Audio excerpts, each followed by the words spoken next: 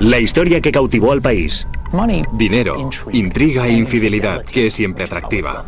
Fue una especie de estilos de vida de los ricos y famosos envueltos en el asesinato. Una heredera, un conde, una escandalosa fortuna. Nosotros sabemos y él sabe que intentó asesinar a nuestra madre. O bien es un horrendo crimen o un horrendo accidente, pero llenó los titulares, montones de titulares. Y un misterio que tuvo a todos en vilo. Parecía algo que alguien hubiera creado en Hollywood, pero todo era verdad. El juicio del siglo de la alta sociedad, y yo lo vi todo. Esta noche en Poder, Privilegio y Justicia.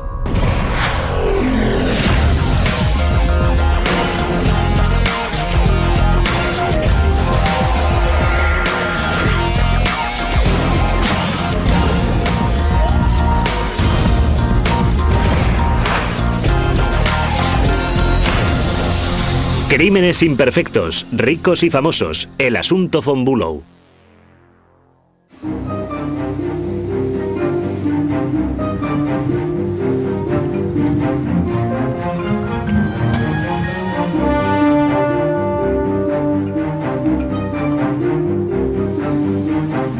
...21 de diciembre de 1980... Sonny Von Bülow, muy conocida en la alta sociedad y heredera del petróleo, es ingresada de urgencia en el hospital de Newport. La señora Von Bülow estaba inmóvil sobre la camilla, extremadamente fría, por no decir helada. Su pulso era muy lento, estaba comatosa y en un grave estado de salud. Los médicos encuentran residuos de sedantes, pero no en suficiente cantidad como para causar un coma.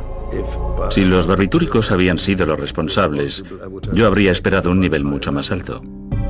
Pero hay algo más en el informe toxicológico de la heredera. La señora Von Bülow tenía una considerable cantidad de insulina en su cuerpo.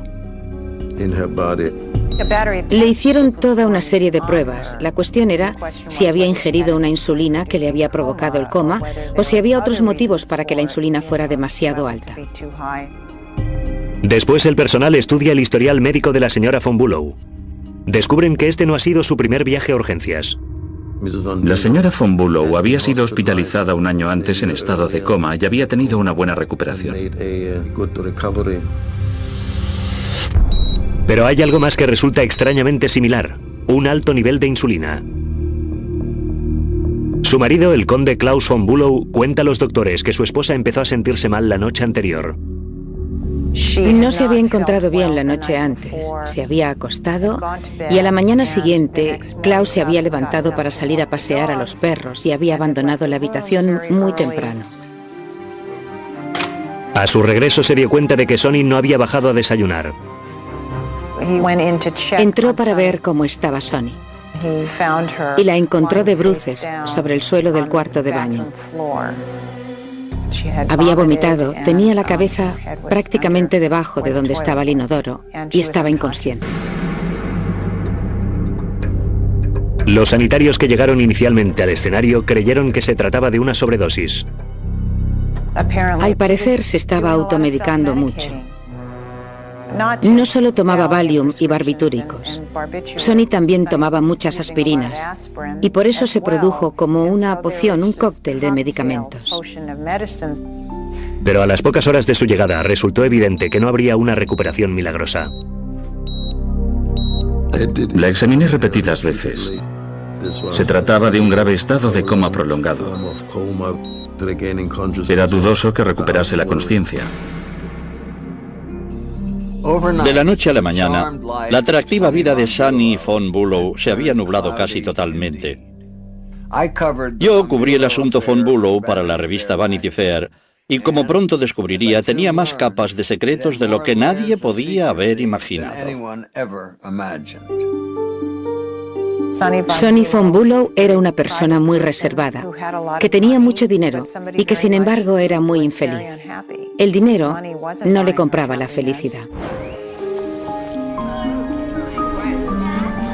Martha Sonny Crawford, hija del millonario del petróleo George Crawford, había crecido en un mundo de privilegios e inimaginable riqueza. Ella estaba muy acostumbrada a tener más dinero que la mayoría de gente que le rodeaba. No le producía ningún sentimiento de culpabilidad el ser enormemente rica.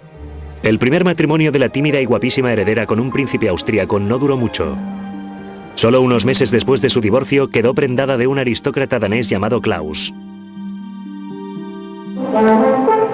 Ahora vamos a ver a un veterano realizando el recorrido. Se trata del conde Klaus Bülow de Dinamarca, que se coloca las protecciones en codos y rodillas. El juez da la luz verde. Se coloca en el trineo y se lanza pista abajo. Klaus era increíblemente encantador, muy culto y un seductor. Nació llamándose Klaus Cecil Borberg, pero su padre colaboró con los nazis y fue a parar a la cárcel después de la Segunda Guerra Mundial. Y Klaus tomó el apellido de soltera de su madre, Bülow. Primero se hacía llamar de Bülow y después lo cambió a von Bülow. No tenía dinero y su madre tampoco lo tenía. Pertenecían a la burguesía venida menos, pero poseía sus antecedentes aristocráticos y se movía en círculos elegantes. Tras enamorarse de Sonny, Klaus abandonó los salones europeos y se trasladó a Nueva York. Había estado casada con un tipo de caballero bien parecido y gallardo, pero una especie de parásito. Y creo que quizá von Bülow la hacía sentir bien consigo misma.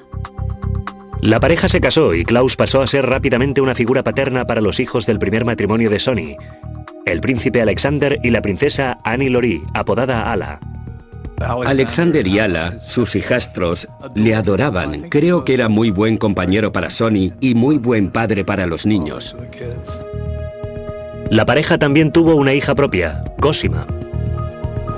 La familia dividía su tiempo entre un apartamento en la Quinta Avenida de Nueva York y Clarendon Court, una mansión de 20 habitaciones junto al mar en la avenida Bellevue de Newport. La avenida Bellevue de Newport es conocida como la hilera de mansiones. Allí es donde tenían su casa los Vanderbilt y los Astor. Yo nací y crecí en Newport y pasaba en coche todos los días frente a Clarendon Court, la finca de los von Bülow, en la avenida Bellevue. Estaba detrás de una preciosa verja de hierro forjado negro. Sonny y Klaus se rodearon de espectaculares obras de arte del siglo XVIII. Muebles Chippendale y candelabros de cristal Waterford. Pero a pesar de la opulencia, Sonny prefería la sencilla vida familiar. A Klaus, en cambio, le gustaba moverse en el circuito de la alta sociedad. Klaus decía, tenemos esa increíble mansión llena de obras de arte. Ella lo único que quería hacer era cenar frente al televisor. En cambio, él quería que todo el mundo viniera a casa. Creo que se casó con ella por todos los motivos erróneos. Ella era extraordinariamente hermosa y muy rica. Ella se casó con él porque era elegante, bien parecido y elocuente, y lo que deseaba era tener una especie de perro faldero. Tras el nacimiento de su hija Cosima, dejaron de tener relaciones sexuales. Sonny le había dicho a Klaus que adelante, que a ella no le importaba que él tuviera relaciones extramatrimoniales siempre y cuando no se las restregara por la cara. Y él se lo tomó al pie de la letra. Pero las infidelidades de Klaus solo parecían causar más daño. Él estaba frustrado y ella también. Era un matrimonio que no tendría que haber durado más de 2 meses. Sonny von Bülow era muy infeliz. Era muy evidente que no contaba con el amor de su marido y vivía en una casa que estaba cimentada en mentiras. Los von Bülow guardaban las apariencias y, como hacen tantos superricos, barrían sus problemas bajo las valiosas alfombras persas. Pero nadie conoce mejor los secretos de una familia que sus empleados domésticos. María, la doncella, siempre sospechó de las circunstancias que rodearon el primer coma. En el primer coma, que fue en diciembre de 1979, cuando María la encontró en la cama, estaba gimiendo y María dijo que había oído un golpeteo. Y María insistió en que se fuera diciendo, no, solo necesitaba dormir la mona. Sonny yació en la cama durante 8 horas y él no hizo nada. Y no solo no hizo nada, sino que cuando María dijo, no tendríamos que llamar al médico, él dijo, no llame al médico. Cuando Sonny se recuperó de su primer coma, la vida en Clarendon Court volvió a la normalidad. Pero los altos niveles de insulina nunca llegaron a explicarse del todo. Hasta que pocos meses después, María hizo un alarmante descubrimiento. María encontró un neceser dentro de la bolsa de lona que tenía Klaus en el armario. Al abrirlo descubrió varios medicamentos, incluyendo Valium. Después, otra cosa llamó su atención. Había un vial etiquetado como insulina.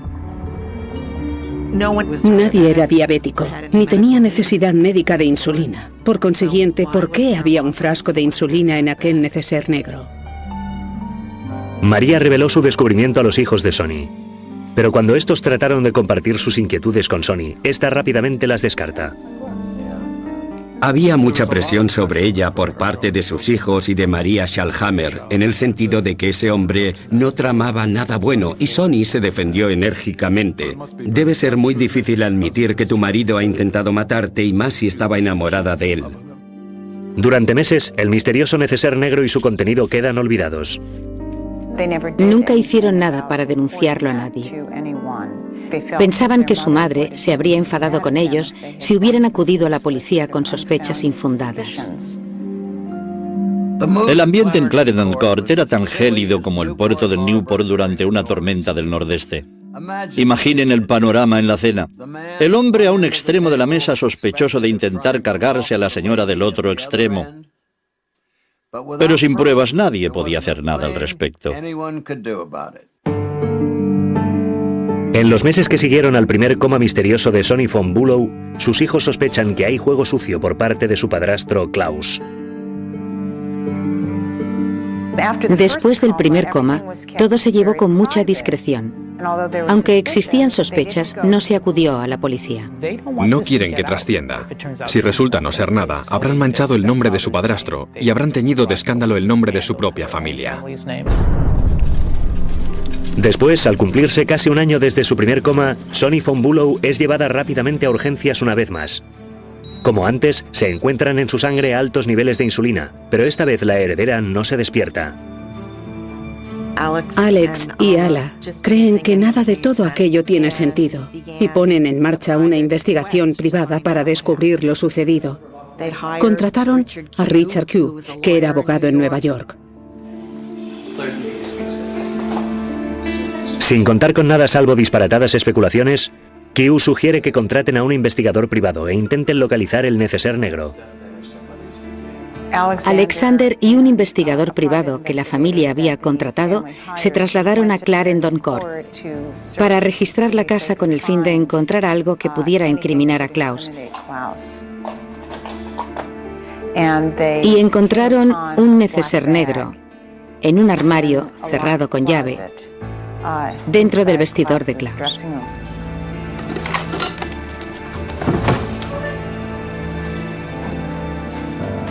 El vial de insulina ha desaparecido, pero en su lugar hay algo aún más siniestro. Hallaron varios fármacos y lo que parecía ser una aguja hipodérmica impregnada de una droga. Cuando envían la aguja a analizar, los más sombríos temores de la familia se ven confirmados. Los hijastros enviaron la aguja a un laboratorio de California para ser analizada y se llegó a la conclusión de que había en ella residuos de insulina. Ala y Alexander estaban más convencidos que nunca de que había habido juego sucio en Clarendon Court. Pero necesitaban tiempo para calcular su siguiente paso. Una vez se hiciera público, ya no habría vuelta atrás. Les aterrorizaba instintivamente la publicidad, pero a mí eso me parece muy comprensible, sobre todo porque no lo sabían con certeza. Pero pasan 3 meses sin que Sonny muestre signo alguno de recuperación. Los hijos von Auersperg deciden que deben ponerse en contacto con la policía estatal de Rhode Island. Iba a ser una acusación muy difícil de demostrar, porque se basaba enteramente en pruebas circunstanciales. Nadie había visto a Klaus von Bülow clavándole una aguja a su mujer. La aguja por sí sola no es suficiente para presentar acusación, pero los investigadores se sienten obligados a estudiar el caso más a fondo. Hablan con el administrador financiero de Sonny, que les cuenta que en el caso de que Sonny falleciera, Klaus cobraría $14 millones. Klaus no tenía dinero propio. Prácticamente no había trabajado desde que había contraído matrimonio con Sonny von Bülow. Y aunque probablemente podría encontrar un empleo y volver a trabajar, lo más seguro es que no pudiera seguir llevando el tren de vida al que se había acostumbrado. Después, los investigadores descubren lo que parece ser un móvil aún más fuerte por parte de Klaus. Antes del primer coma, empezó a relacionarse con una actriz de culebrones llamada Alexandra Iles y se enamoraron. Yo conozco a Alexandra Iles y no era solo una estrella de culebrón. Era hija de un aristócrata danés, el conde von Moltke, amigo del abuelo de Klaus. Se movía en el mismo círculo social que los von Bülow y Klaus quedó fascinado. No creo que exista ninguna duda sobre su afición por Alexandra Iles. Quiero decir que estaba totalmente chalado por ella. Con sus otras aventuras, Klaus tenía lo mejor de ambos mundos: la libertad de pasar de una mujer a otra y todos los beneficios de una acaudalada esposa. Pero los inspectores descubren que Alexandra era distinta. Alexandra definitivamente deseaba el matrimonio. No quería ser la otra mujer y no quería ser la querida de nadie. Por eso da a Klaus un ultimátum. Le dice que tiene que abandonar a su esposa o ella va a abandonarle a él. No se trataba de un ligue de una noche. Antes del segundo coma, Klaus le había propuesto matrimonio estando aún casado con Sonny. Con las pruebas médicas, el dinero y la amante, los investigadores consideran que por fin tienen suficiente para enjuiciar a Klaus.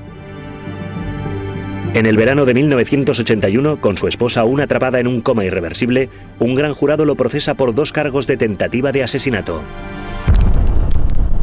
El enjuiciamiento provoca ondas de shock en el seno de la alta sociedad de Newport. Nadie había visto que hubiera grandes problemas en ese matrimonio. Hasta que de repente el marido de Sonny von Bülow es procesado por intentar matarla a base de inyecciones de insulina. Newport, esa zona de recreo de los ricos donde Vanderbilts, Astors, Doris Dukes y toda clase de gente famosa pasaban sus veranos. Pero en realidad nadie sabía lo que sucedía tras las puertas cerradas de los famosos. Aquello era irresistible. Las casetas de la playa de Bailey eran un hervidero de rumores sobre el caso von Bülow. Esta historia lo tenía todo. Una historia detectivesca ambientada en la alta sociedad, con drogas, sexo y una doncella fisgona. El juicio prometía ser de puro escándalo y todo el mundo quería un asiento de primera fila. El enjuiciamiento de Klaus von Bülow provoca un frenesí entre los medios de Newport y más lejos. A medida que la expectación por el próximo juicio crece, todos empiezan a tomar partido. La comunidad estaba dividida. Había gente que se mostraba muy suspicaz y que no apoyaba a Klaus, pero también había mucha gente dentro de la comunidad de Newport que opinaba que lo habían inculpado y que era inocente. Hasta Clarendon Court es una casa dividida. Sabemos y él sabe que ha asesinado a nuestra madre. Eso es lo que opinamos de él. Los hijos de Sonny se hallan en una extraña situación. Por un lado, luchan por lo que ellos consideran justicia. Por otro lado, señalan con el dedo al marido de su madre, a su padrastro, y al padre de su hermanastra, Cosima. Cosima se puso de parte de su padre y como resultado de ello, cortó la relación con su hermano y su hermana. No sé cómo se puede uno poner de parte de alguien que puede haber asesinado a tu madre o que presuntamente puede haber asesinado a tu madre, pero supongo que ella realmente creía en el señor von Bülow. Ella amaba a su hermano y a su hermana y amaba a su madre, pero no tenía otra opción. Permaneció junto a su padre porque era el único progenitor que le quedaba. Al tener que hacer frente a 2 cargos de tentativa de asesinato, Klaus se arma con un equipo defensor de primera fila y se prepara para la confrontación. Por un lado estaba Gerald Price Faringer, o Alto Precio Faringer, como se le conocía. Un hombre alto y distinguido, de cabellos plateados y 50 y tantos años. En el otro bando estaba el joven abogado de la acusación, Steve Famiglietti, un joven italiano, tenía 34 años. La impresión que daba era que Faringer iba a barrer el suelo con Famiglietti. Era un ejemplo de David y Goliat. Iba a ser un caso muy difícil para la acusación. Siempre es difícil ganar un caso basado en pruebas circunstanciales y particularmente en esa situación en la que la persona no tenía antecedentes penales y que gozaba de gran estima entre la gente de Newport. La ciudad estaba atestada de reporteros y cámaras de los noticiarios de todo el país. Todas las mañanas las mansiones de Bellevue se vaciaban cuando los residentes acudían al Palacio de Justicia, donde, por $1 o $2, los niños del lugar les guardaban el sitio en la cola. Aquello era como un zoo. Era la clase de juicio que en Rhode Island no se había visto hasta entonces, que en realidad la mayor parte del país no había visto hasta entonces. La gente venía con carteles apoyando a Klaus y gritaban: «Liberad a Klaus, liberad a Klaus». Los llamábamos los Clausettes. Se convirtió en el único espectáculo en la ciudad. Y realmente era un espectáculo. El 11 de enero de 1982 comienza el juicio. El hecho que les voy a relatar, damas y caballeros, tal como demostrará el Estado, es un intento clandestino, sutil e ingenioso por parte del marido, Klaus von Bülow, de poner fin a su vida, de asesinarla inyectándole secretamente una droga llamada insulina. Los fiscales llamaron a la doncella de confianza de Sonny, María, que relata ante una sala repleta la indiferencia de Klaus ante el primer coma de Sonny. Cuando le propuso al señor von Bülow llamar a un médico, llamar a su madre, ¿qué respondió él? El señor von Bülow respondió que no había dormido la noche anterior y que debía dejarla dormir. Pero yo le dije: «No está durmiendo, está inconsciente, no puedo despertarla». Pensé que en cualquier momento dejaría de respirar. La acusación mantiene que Klaus indujo los 2 comas de Sonny. Según la teoría de la acusación, inyecta a su esposa insulina. En el último momento se arrepiente y llama al médico. Y un año después dice: «¿Qué diablos?», y lleva su plan hasta el final. El móvil, tal como lo presenta la acusación en el primer juicio, es el dinero. Y también su romance con Alexandra Iles, el amor por otra mujer. Hay mucha gente que va por ahí engañando a sus esposas. Lo que no creo es que haya mucha gente que tenga la posibilidad de heredar 14 millones a la muerte de alguien. Después ocupa el estrado el testigo que todo el mundo había estado esperando. ¿Planteó usted al señor von Bülow un ultimátum en cuanto a la fecha en que podía tener lugar la boda? Sí. Le dije que un plazo de 6 meses sería adecuado. ¿Todavía ama al acusado?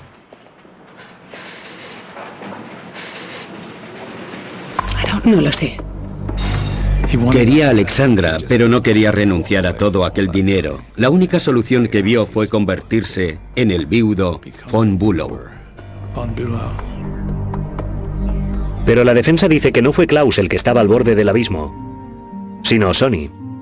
La defensa describió a Sonny von Bülow en gran medida como a una mujer rica, excesivamente indulgente y mimada, y que en realidad estaba sumida en un descenso en espiral que la llevó a hacerse eso a sí misma. Lo que me dejó de piedra fue que su propio médico testificó no solo acerca de las recetas de Valium y barbitúricos, sino sobre el hecho de que también estaba tomando cientos de laxantes por semana solo para tratar de controlar su peso. Al parecer, Sonny tenía otras formas de guardar la línea. Y en los últimos días de testimonios, la defensa llama a un testigo para demostrarlo. Joy O'Neill fue una testigo sorpresa al final del primer juicio. Era profesora de gimnasia en Nueva York.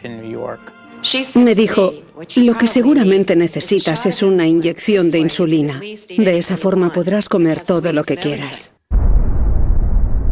La revelación de la profesora de aeróbic dejó a la tribuna pasmada. Era el momento de culpar a la víctima.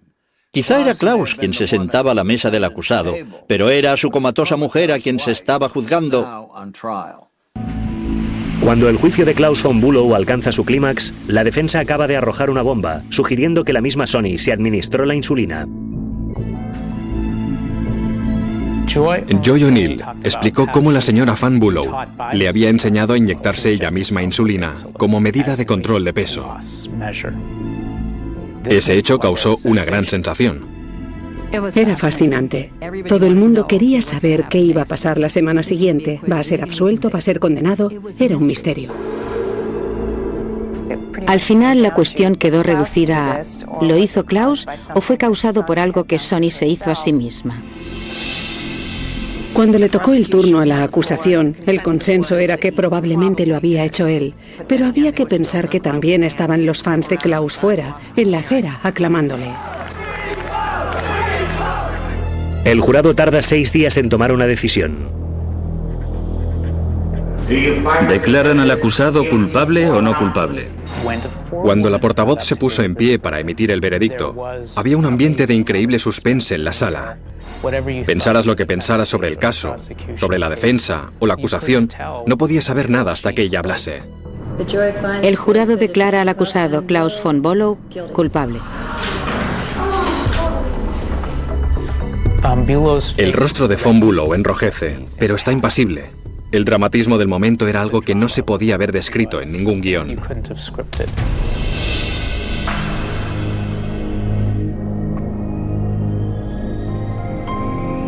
El magistrado del juicio dictaminó que von Bülow podía seguir en libertad siempre que depositase una fianza de $1 millón.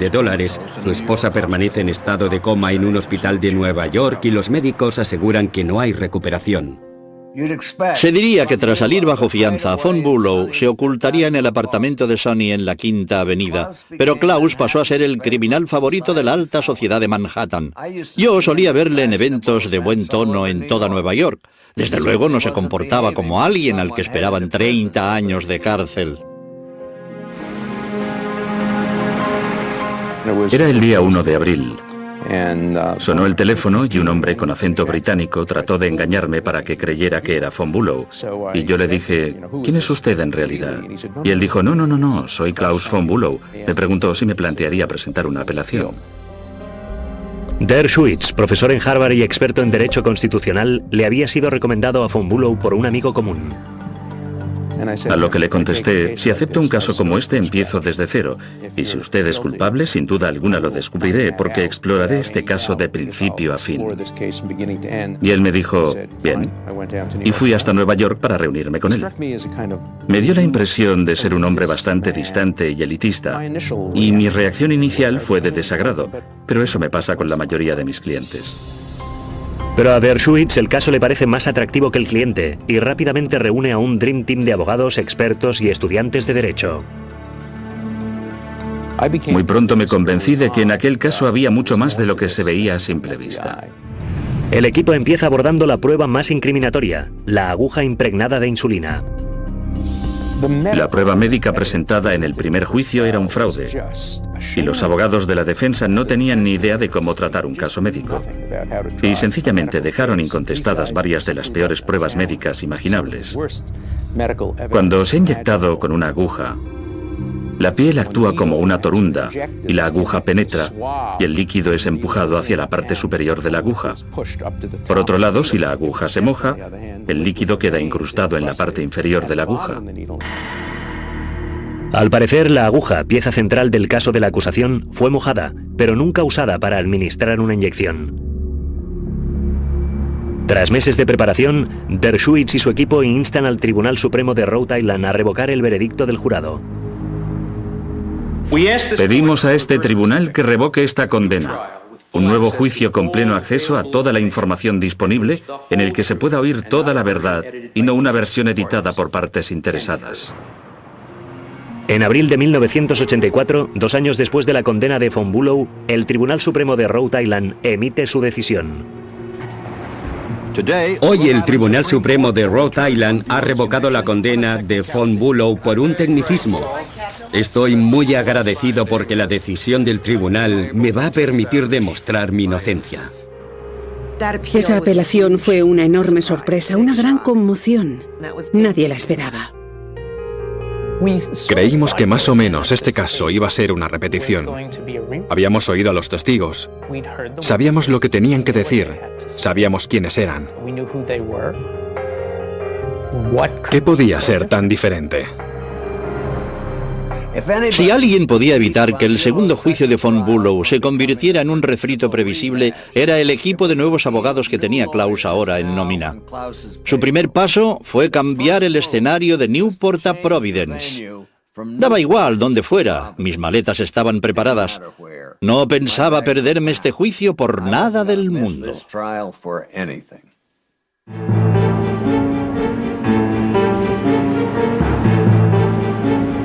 5 años y medio después de que la heredera de la alta sociedad, Sonny Fonbulow, cayera en un coma profundo, su marido está a la espera de un segundo juicio por la tentativa de asesinarla. Una vez acabado su romance con Alexander Iles, el ya condenado conde cuenta con una vistosa compañía. Entre los dos juicios, estableció su residencia en el apartamento de su esposa en Nueva York con su nueva amante. Andrea Reynolds encaja a la perfección con todo el elenco de personajes. Lucía un aparatoso peinado, grandes joyas, pero su persona era más de lo que aparentaba. Los dos vivían y recibían a sus invitados en aquel increíble apartamento de la Quinta Avenida. Pero este era propiedad de Sonny y Andrea se había convertido en la nueva señora de la mansión. Les proporcionaba una vida hogareña, cosa que no tenían. Después me mudé a su apartamento, cosa que pudo o no pudo ser un error. Pero mi corazón e incluso mi cerebro me decían que Klaus no podía haber hecho aquello. Más avanzado el juicio, asistí a una comida en el apartamento de Sonny con Klaus y Andrea como anfitriones y para colmo con mayordomos llevando guantes blancos. Fue bonito, pero inquietante. Nosotros allí comiendo con la porcelana y el cristal de Sonny y ella yaciendo aún en coma. En un artículo sugerí que Andrea quizá llevase las joyas de Sonny. En un momento dado, Andrea me llevó al dormitorio de Sonny, extendió sus joyas y me dijo que las suyas eran tan buenas como las de Sonny.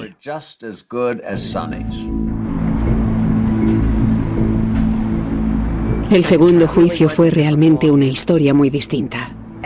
A pesar de que el juicio en Newport había sido muy importante, este iba a serlo aún más. Jamás habría esperado todo aquel frenesí. El frenesí mediático con el que me encontré. Todo era noticia. Cosas totalmente absurdas. Lleva puesto un anillo. ¿Se lo ha regalado Klaus? ¿Sabe? No, me lo regaló mi madre. El caso Fonbulow se parece mucho a todos los demás casos en que hay mucha publicidad, solo que multiplicado por 10 o por 15. Hasta salieron artículos en Vogue sobre él. El Dream Team de ensueño de Fonbulow empieza con una renovación. La defensa intentaba cambiar la imagen de Klaus, presentándolo como una persona más humana, más paternal y afectuoso. Los trajes de director de pompas fúnebres fueron sustituidos por chaquetas de cheviot y pantalones de franela, y mostraban una sonrisa mucho más expresiva. Parecía muy siniestro durante el primer juicio. Y es una de las personas más simpáticas y agradables que he conocido. Mientras los abogados empiezan a librar su batalla en el tribunal, Klaus está ocupado comiendo con la prensa y ganándosela. Tomé la decisión de permitirle ser más accesible. Hicimos un buen número de entrevistas con reporteros de televisión. Había una tremenda repercusión. No existe infidelidad si existe connivencia. Siempre que no entrara en su jardín trasero. Cosa que no hice. Me refiero a que no tuve aventuras con sus amigas. Aquel hombre era algo serio. Me ignoró durante gran parte del juicio. Mi habitación en el Biltmore de Providence estaba en la misma planta que la suite de Klaus y Andrea. Un día nos cruzamos en el pasillo y Andrea me invitó a entrar. Klaus se volvió hacia ella y dijo: «Me temo que el señor Dune no es de los amigos que están de nuestra parte». La acusación solicitó ver el, entre comillas, escenario del crimen y todo el mundo se trasladó de Providence a Newport y llegamos a Clarendon Court y aquello era como un plato de Hollywood. Había cámaras de cine y gente utilizando esas grúas, cientos y cientos de personas observándonos entrar y salir.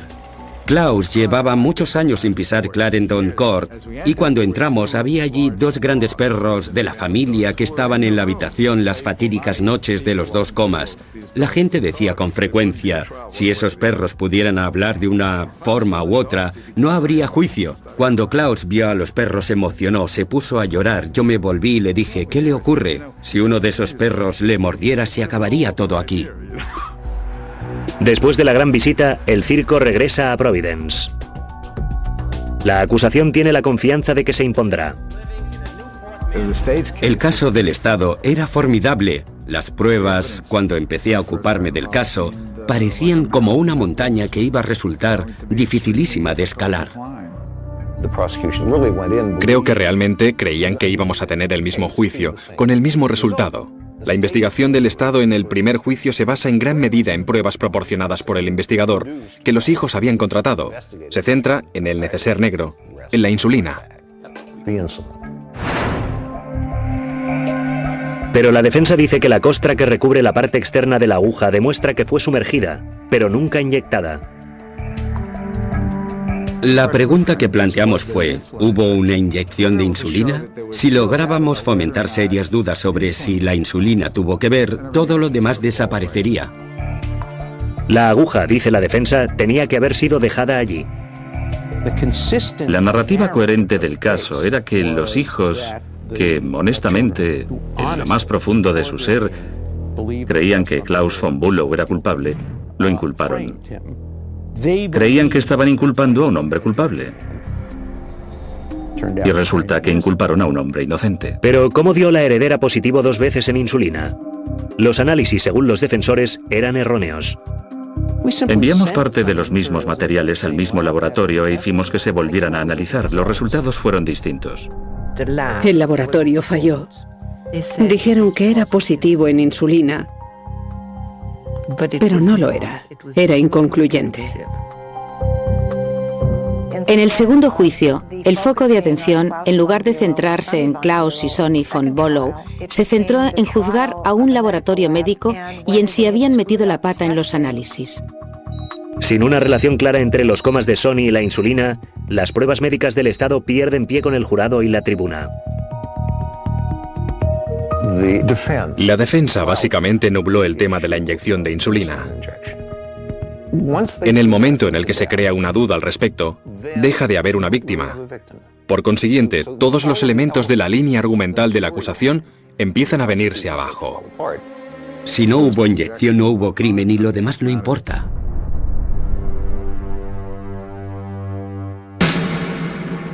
Normalmente los abogados defensores me ponen enfermo. Pero Tom Puccio era un maestro en su oficio y un hombre valiente. Los abogados defensores y expertos de Klaus habían hecho pedazos el caso del Estado. Pero a los fiscales aún les quedaba un arma, la hermosa Alexandra Iles.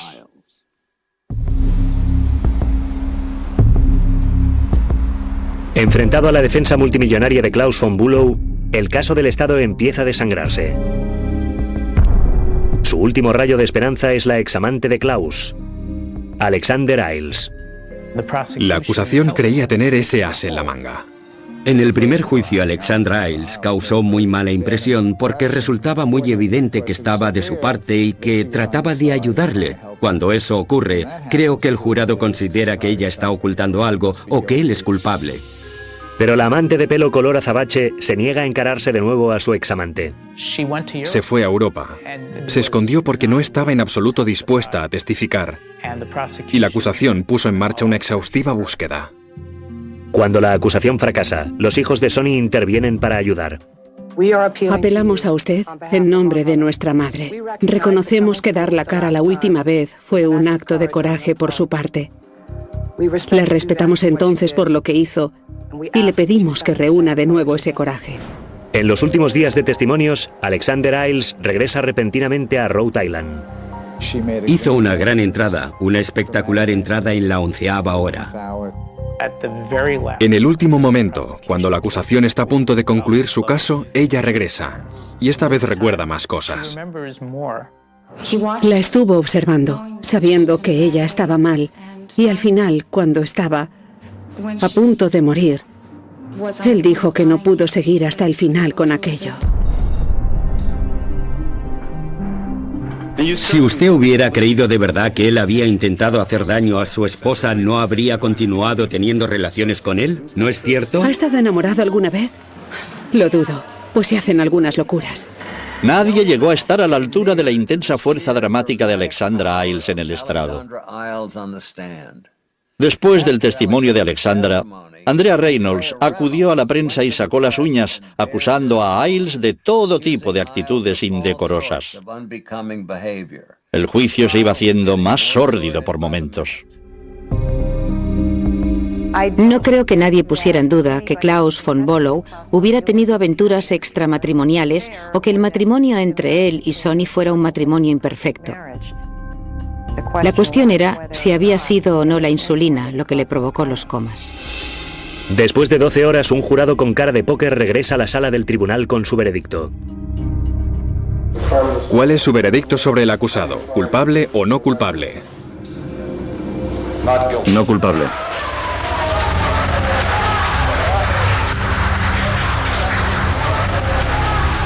El veredicto nos causó euforia.